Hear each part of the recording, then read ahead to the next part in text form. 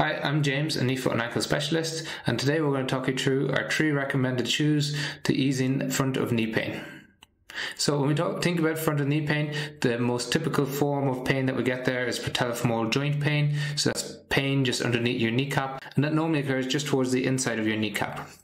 So we know from the evidence that shoes with a lower heel drop, so that's the height from the back of the shoe to the front of the shoe, can ease the pressure on your knee. So as a result, we're going to talk through 3 shoes that have a relatively low heel drop. So the first shoe is the Hoka Rincon 3, then we're going to talk about the Skechers Elite Max Cushioning, and then we're going to talk about the New Balance Fresh Foam X More V4. So first things first, we'll talk about the heel drop. So we're looking for 6mm or more, and when we look at the Rincon 3, it's a 5mm, the Skechers, it's a 6mm, and the New Balance, it's a 4mm.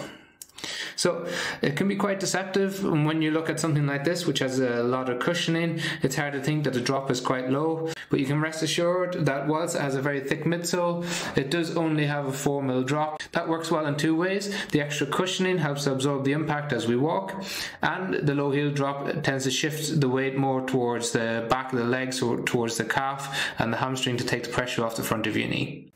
The second thing about the New Balance that we really like is it's got a 4-foot rocker, so it's got a bit of a tilt from the mid towards the forefoot, and that helps to ensure a nice skate and helps with the push-off phase of walking and running. In comparison, you've got a slightly bigger heel drop on the Skechers Max Elite Cushioning 3, and whilst it looks comparatively small compared to the New Balance, it's a relatively thick midsole, and its drop from the back to the front is 6mm. So it's a popular shoe for those that like to go walking, maybe not so popular for runners, and we like it because it provides nice durable cushioning on the midsole, so it tends to last quite a long time despite a high step count. The second thing to note is while having thick cushioning, it's also quite soft cushioning, so it can feel like you're walking on a cloud. So as you put pressure down into it, you sink into the cushioning and then come back up again. Something that runners typically don't like that much, but for everyday walking tends to be a perfect fit for those of you with knee pain.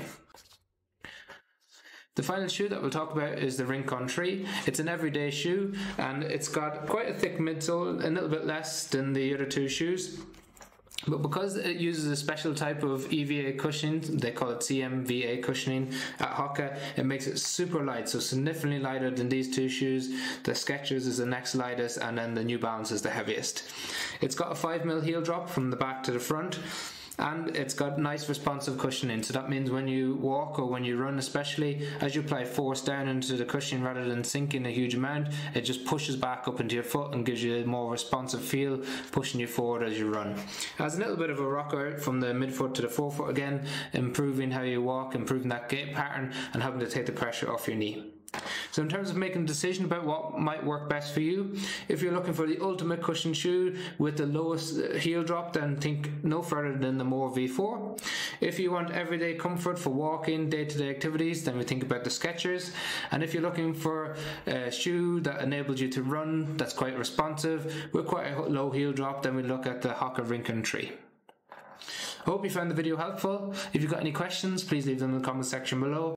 If you enjoyed the video, please give us a like or subscribe to the channel if you're interested in more information on footwear to help knee, foot and ankle conditions.